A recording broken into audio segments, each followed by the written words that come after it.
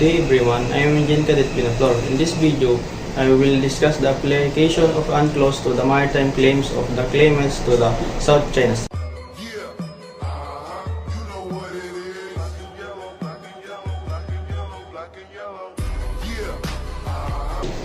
The United Nations Convention of the Law of the Sea, UNCLOS, is a crucial framework for managing maritime dispute, but its application in the South China Sea is a complex and continuous.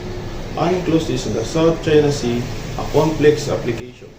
The South China Sea is a region with overlapping maritime claims by several countries, including China, Vietnam, the Philippines, Malaysia, Brunei, and Taiwan.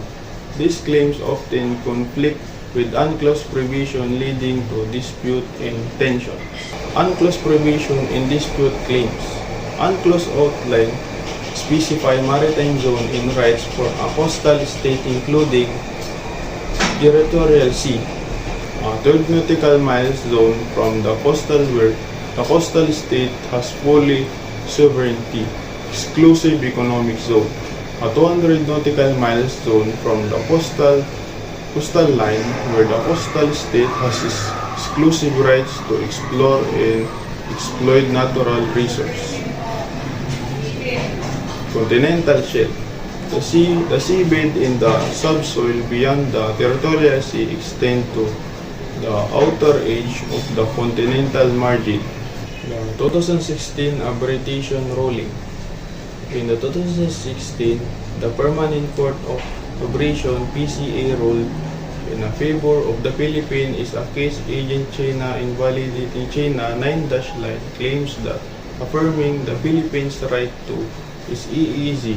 However, China refused to recognize the ruling, further complication the situation, challenging to the UNCLOS application.